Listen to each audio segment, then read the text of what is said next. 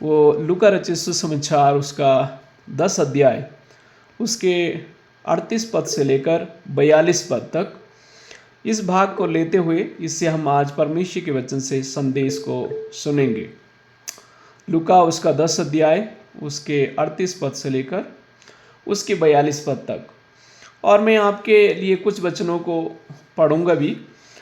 मैं 38 वचन पढ़ना चाहता हूँ। इस प्रकार से लिखा है, फिर जब जब जा रहे थे तो वह एक गांव में गया और मार्था नाम एक स्त्री ने उसे अपने घर में उतारा। ये जो गांव है, ये गांव यरूशलेम के 2 माइल यानी 2 किलोमीटर के डिस्टेंस में है, और ये गांव का नाम जो है बैथनी है। और अक्सर प्रभु यीशु मसीह जो है बैथनी गांव में आया करते थे, क्योंकि प्रभु यीशु मसीह का जो प्रिय मित्र लाजर, मरियम और मार्था के घर में अक्सर प्रभु यीशु मसीह आया करते थे। और इस पूरे भाग को आप जब पढ़ेंगे तो इसमें बहुत ही सुंदर संदेश आज हम सबों के लिए हैं। ये सिर्फ महिलाओं के लिए नहीं है, बट एक आध पुरुष जो हम हैं हमारे लिए भी संदेश है। तो विशेष करके महिलाओं के लिए ये संदेश है। तो जब मैं आपके लिए इसका 39 पद पढ़ना चाहता हूँ, इसमें इस प्रकार से लिखा है, उसकी एक बहन थी जिसका नाम मरियम था। वह प्रभु के चरणों में बैठ करके उसकी बातें सुन रही थी। अब इसका मैं थोड़ा सा आपको एक बैकग्राउंड बताना चाहता हूँ। यहूदी संस्कृति में और यहूदी प्रथा में जो है महिलाओं को जो है ना, जब कोई मेहमान उनके घर में आते तो भोजन की तैयारी के लिए अक्सर महिलाओं को जिम्मेदारी दी जाती थी। और अतिथियों का सत्कार यहूदी धर्म में बहुत ही अच्छे से किया जाता था।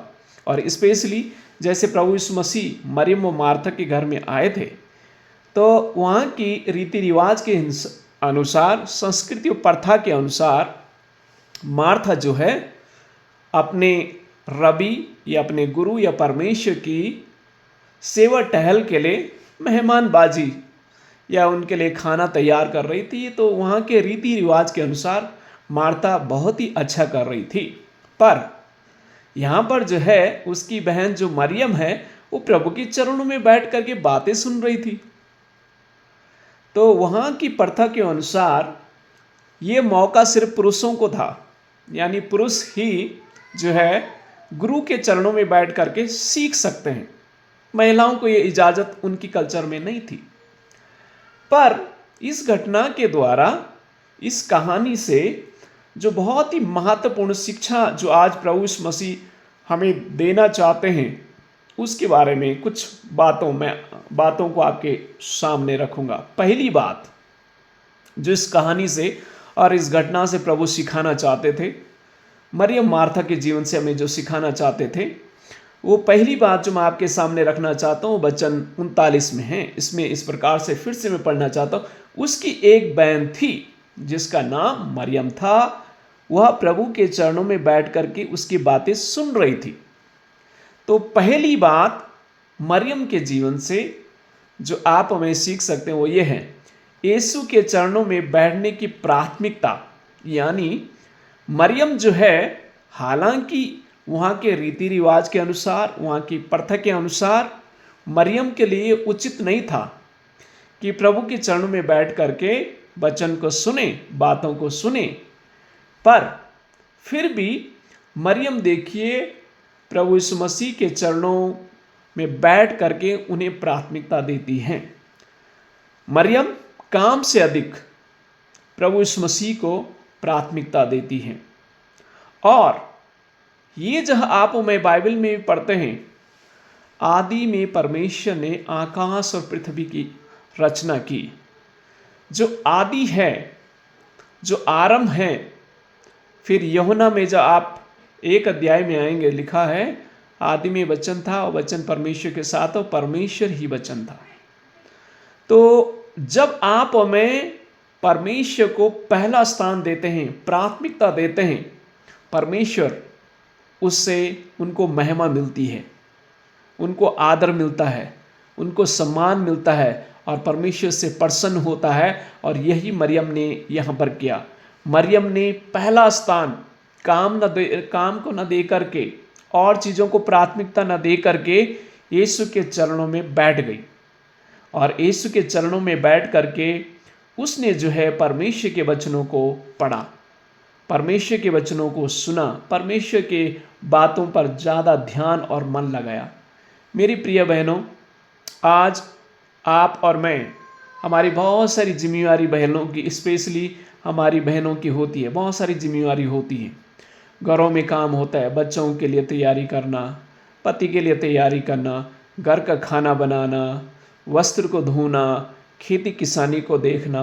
अगर देखा जाए तो महिलाओं का जो काम है वो 80% घर में है, ओनली 20% है जो कुछ आदमी लोग काम करते होंगे, बट 80% जो वर्क हैं महिलाएं करती हैं।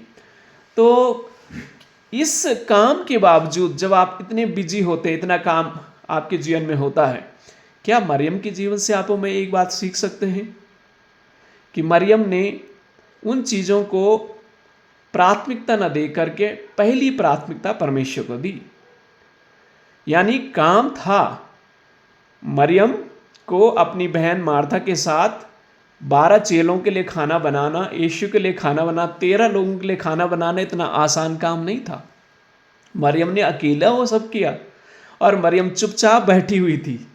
और मार्था इस बात को देख करके बहुत गुस्सा हो गई, बहुत उसे गुस्सा आया। आगे वचन में हम देखेंगे वो, क्योंकि मार्था का वो गुस्सा जो है जाहिर होता है। मरियम को तो कह नहीं पाती है, लेकिन उसने सोचा यीशु को अगर बता दूंगी शायद यीशु मसीह उसे डांटेंगे और कहेंगे, मरियम यहाँ बैठ कर के क्या कर रही हो? यहाँ के हमारी यहूदियों के रीति रिवाज के अनुसार तो महिलाओं को या लड़कियों को आदमी के साथ बैठना नहीं चाहिए, ये तो हमारी संस्कृति में नहीं है। अच्छा है कि आप किचन में जाएं और खाना बनाएं और बर्तन धुलें और तैयारी करें। लेकिन प्रिय बहनों, ये सब जरूरी है, पर उससे भी बढ़ करके क्या आप मैं परमेश्वर को पहला स्थान देते हैं? और वो पाठ जो है वो मरियम के जीवन से हमें सीखने को मिलता है कि मरियम ने पहला स्थान उन सब कामों को न दे करके यीशु के चरणों में बैठ गई। और उस समय एक्चुअली जैसे मैंने कहा कि महिलाओं को इजाज़त नहीं थी कि रबी के चरणों में बैठें, इजाज़त नहीं थी। उनके रीति रिवाज के अनुसार ये तो बहुत ही अच्छा नहीं था, लेकिन फिर भी मरियम ने ये कदम उठाया। वो जानती थी ये प्रभु यीशु मसीह है, वो ये भी जानती थी कि ये 5 रोटी को 5000 लोगों को दे सकते हैं, वो ये सब जानती थी। इसीलिए मरियम ने पहला स्थान परमेश्वर को दिया। तो आप में क्या सीख सकते हैं? तो आप में हमारे लिए पाठ ये है, रोजाना परमेश्वर के वचन को पढ़ें। शायद यीशु मसीह आज हमारे सामने नहीं है जैसे मार्था मरियम के साथ था, लेकिन आज उसका वचन हमारे साथ है। रोजाना परमेश्वर के वचन के पाठ को पढ़ें, बाइबल को पढ़ें। अगर आप पढ़ना इतना प्रैक्टिकली, आपको हर एक को शायद पढ़ना नहीं आता, एटलीस्ट कम से कम आज के ज़माने में मोबाइल फ़ोन में ऑडियो बाइबल रिकॉर्डिंग है, परमेश्वर के वचन को सुने।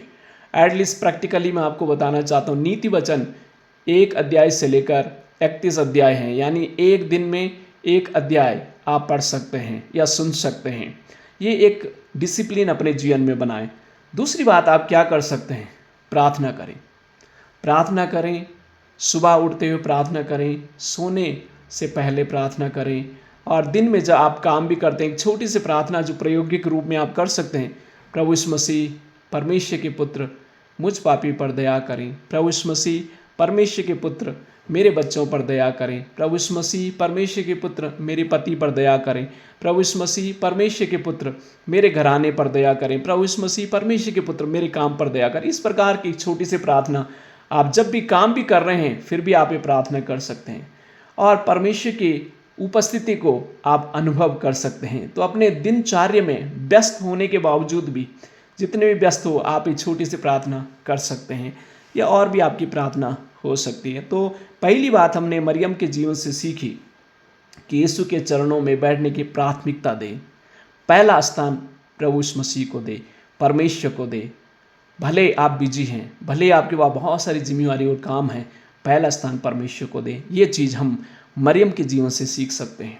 दूसरी बात, जब 40 पद हम पढ़ेंगे तो उस पद में इस प्रकार से लिखा है, परंतु मार्था बहुत सेवा करने में व्यस्त थी।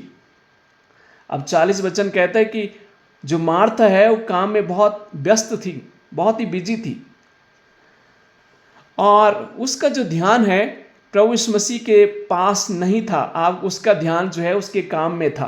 तो मार्था तैयारी में बिजी थी। 12 लोगों के लिए, 12-13 लोगों के लिए, 13 क्या 14-15 लोगों के लिए खाना बनाना इतना आसान नहीं है। हमारी बहनें भली भांति समझ सकते हैं कितना तेल लगेगा, कितनी सब्जियां लगेगी, कितनी रोटी बनेगी, कितना है ना चावल बनेगा, ये सब चीज़ें प्लानिंग करना पड़ता है।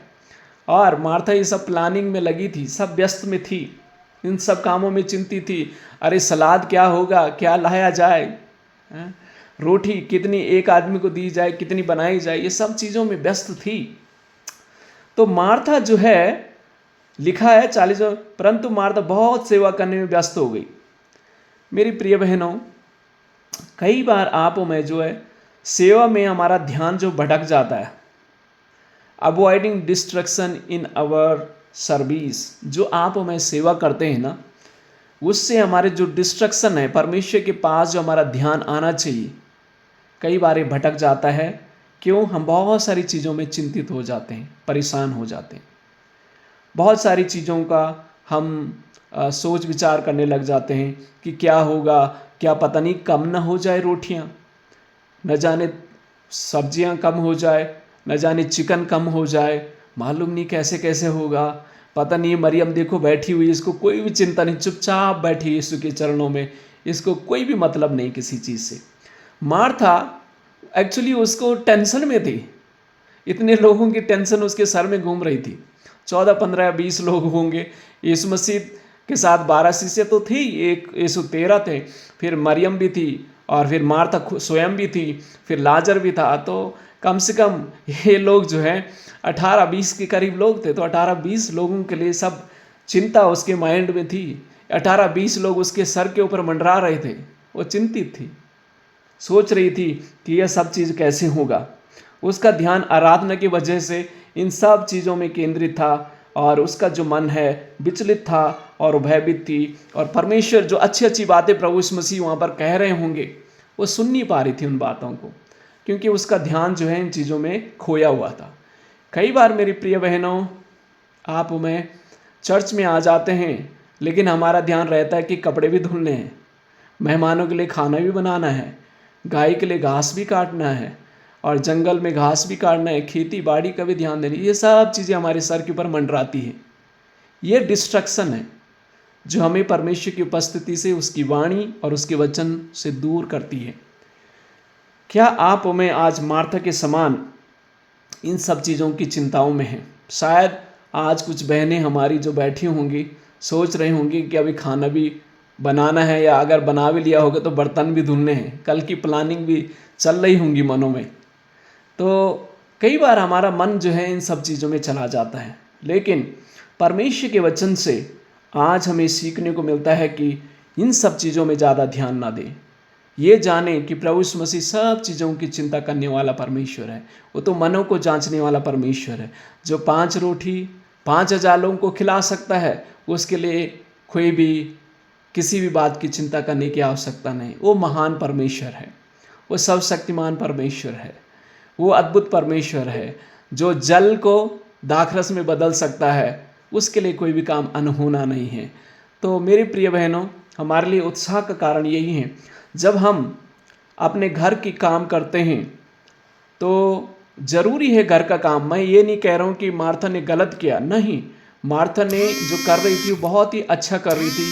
प्रभु के लिए खाना बनाना अच्छी बात है, प्रभु की सेवा खाने के द्वारा करना भी अच्छी बात है। लेकिन एक्चुअली चिंता थी उसके मन में। सबसे बड़ी मुश्किल ये थी कि वो चिंता कर रही थी, भयभीत थी, क्योंकि वचन में लिखा है मार्था बहुत सेवा करने में व्यस्त भी थी। और जब आगे के वचन हम पढ़ेंगे तो हम जानने पाएंगे कि वो बहुत ही चिंतित थी। प्रभु यीशु मसीह के फ्रस्ट्रेशन में, गुस्सा में प्रभु के पास आती है और कहती है, प्रभु मेरी बहन को कह दें वो आपके सामने बैठी हो, उसको कह दे कि मेरे हाथ बटाएं, मेरे साथ थोड़ा काम करें, थोड़ा गेस्ट लोगों को खाना सर्व करें, थोड़ा सलाद काटें, थोड़ा कुछ ये करें वो काम करें, उसका मन वही विचलित था। तो आज जो आप मैं सीख सकते हैं कि अक्सर हम अपने घर के कामों में और चर्च की जिम्मेवारी में भी व्यस्त होते हैं। तो क्या आप मैं अपने ध्यान को, अपने मन को कई बार आप में जो है इसको बांट देते हैं? ऐसा ना करें। परमेश्वर से कहें प्रभु कि आत्मिक बातों में हमारे ध्यान को लगाएं और हमारे मन को संतुलित करें, और प्रभु आत्मिक बातों में हमें बढ़ने के लिए मदद और सहायता करें। आपकी बातों को, आपके वचन को सुनने के लिए प्रभु हमारे ध्यान को केंद्रित करें। जब वचन सुनने के लिए आए अवसर, जब प्रभु के चरणों में आप आए, जब कलीसिया में आप आए, तो पूरा ध्यान लगा के सुने, बगुले के समान। बगुला आपने देखा है, बगुला को आपने कभी पेड़ में देखा होगा।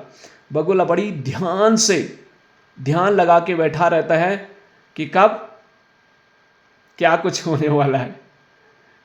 कई बार आपने एक चिड़िया दूसरी भी है, उसका नाम है ईगल बर्ड। ईगल बर्ड को भी आपने देखा हो, बड़ी ध्यान लगा के बैठी रहती है कि कब मच्छी समुद्र में आएंगी या जल में आएगी या नदी में आएगी। बहुत तेज़ी से जाती हैं और उसे पकड़ कर लेके जाती है। आप ज़रूर ईगल पक्षी के बारे में, उकाब पक्षी के बारे में वीडियो में या तो बाइबल में सीखें उसके बारे में। वो बहुत ध्यान और मन के साथ वो सब काम करती है। तो जब आप प्रार्थना में आएँ तो ध्यान से बैठें, जब आप वचन पढ़ें ध्यान से करें, जब आप परमेश्वर की सेवकाई में काम अपना हाथ बढ़ाएं ध्यान से करें, एक मन के साथ करें। और जब आप अपने मेहमानबाजी करते हैं या मेहमानों के अतिथि सत्कार ध्यान से करें, अपने मन में चिंता ना रखें। तो दूसरी बात हमने सीखी कि सेवा में ध्यान भटकने से बचें। जब भी आप सेवा करें, कोई भी काम करें, उसको ध्यान से करें और इसमें परमेश्वर हमें आशीष देंगे। और अपने ध्यान को ज़्यादा परमेश्वर की वाणी में लगाएं। या अगर आप काम करें तो ध्यान से उस काम को करें। अक्सर होता है जब हमारा ध्यान बढ़ जाता है तो कई बार जो है हम नुकसान भी हमारा हो जाता है। तो ध्यान से करें। प्रभु की सेवकाई कर रहे हैं तो ध्यान से करें, काम कर रहे हैं तो ध्यान से करें, मन विचलित ना करें, चिंतित ना रहें। मार्था के समान बहुत सारी चीज़ों के बारे में सर में टेंशन लेके ना घूमें। ठीक है, तो दूसरी बात हमने मार्था के जीवन से सीखी। और जो अगली बात जो है उसके 42 पद में इस प्रकार से लिखा है, परंतु केवल एक ही बात अवश्य है और मरियम ने उत्तम भाग चुना है जो उससे छीना नहीं जाएगा। आमीन। प्रभु यीशु मसीह स्वयं इस बात को कहते हैं, कितनी भली बात है। परंतु एक ही बात अवश्य है, मरियम ने उत्तम भाग चुना है जो उससे छीना ना जाएगा। प्रभु यीशु मसीह स्वयं इस बात को कहते हैं। जब मार्था यीशु के पास आती है, वो कहती है, हे प्रभु मेरी बहन को कह दें, मेरी बहन को मुझसे सेवा में के लिए कह दे, मैं अकेली छोड़ दिया मेरी बहन ने। 40 पद में पूरा वचन पढ़ोगे तो लिखा है, मेरी बहन ने मुझे सेवा के लिए अकेली छोड़ दिया है, सो उसे कह दे कि मेरी सहायता करें। लेकिन प्रभु यीशु मसीह जवाब देते हैं कि मरियम ने जो है उत्तम भाग मरियम ने चुन लिया है जो उससे छीना नहीं जाएगा। कितनी अनोखी और मन भावनी बात है जो प्रभु यीशु मसीह मरियम के लिए कहता है। तीसरी बात जो आप में सीख सकते हैं वो है बेहतर भाग चुनना, यानी choosing the better part. Better part क्या है, वो बेहतर भाग का चुनाव क्या है। प्रियो, मरियम के जीवन से आप मैं सीख सकते हैं कि मरियम ने सबसे उत्तम भाग जो चुना वो ये है कि उसने परमेश्वर की उपस्थिति में उसके वचन सीखने के लिए वो भाग को चुना।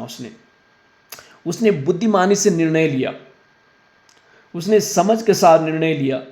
वो जानती थी कि प्रभु के पास बैठना कितनी आशीष की बात है, कितनी अनुग्रह की बात है, और मरियम ने उस भाग को चुना। ये प्रतिदिन आपके जीवन में चुनाव करने का ये मौका आएगा। मन में आएगा क्या संडे को जाना चाहिए। आज मायके से मम्मी का फ़ोन आया था कि मायके में जाना है, विवाह है या कोई और काम है। चुनाव आपका है।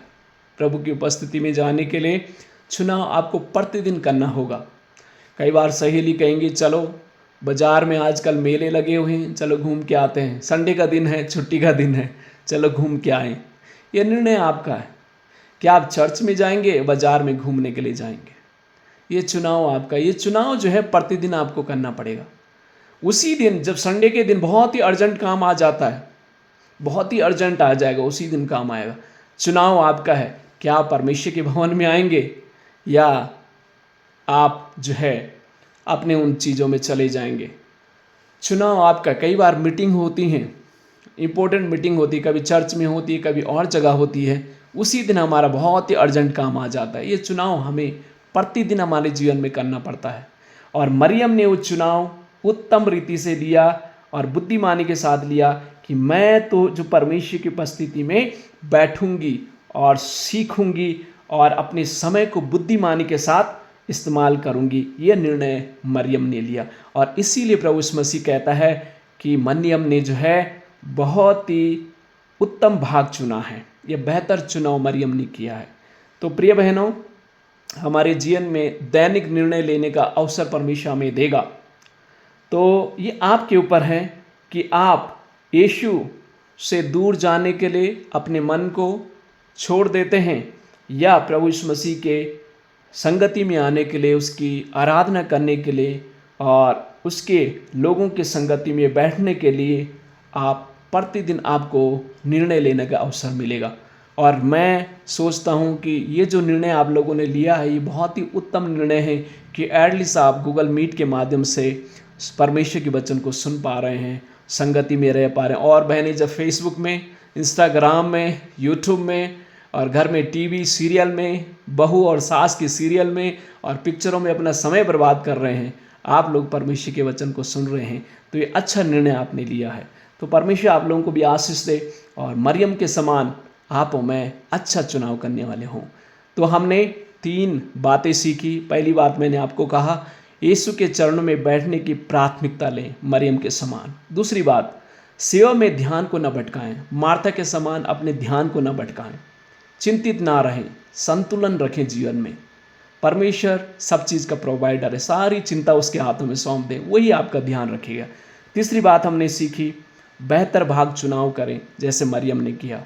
और अगर आप बेहतर या उत्तम चीज़ों का चुनाव करेंगे, उत्तम चीज़ें यही हैं, परमेश्वर के चरणों में से बढ़ करके और उत्तम कुछ नहीं। ये सारी चीज़ें इस संसार में रह जाएगी और एक ही चीज़ है जो आपके साथ रहेगी, प्रभु की संगति और प्रभु के साथ आपका समय व्यतीत किया हुआ हमेशा हमेशा सनातन काल के लिए आपके साथ रहेगा। प्रभु इन वचनों के द्वारा आशीष दे और लगातार आप इन कहानियों को ज़रूर पढ़ें और परमेश्वर आपसे इन कहानी के द्वारा और इस बाइबल की कथाओं के द्वारा, घटनाओं के द्वारा आपसे बातचीत करें। God bless you.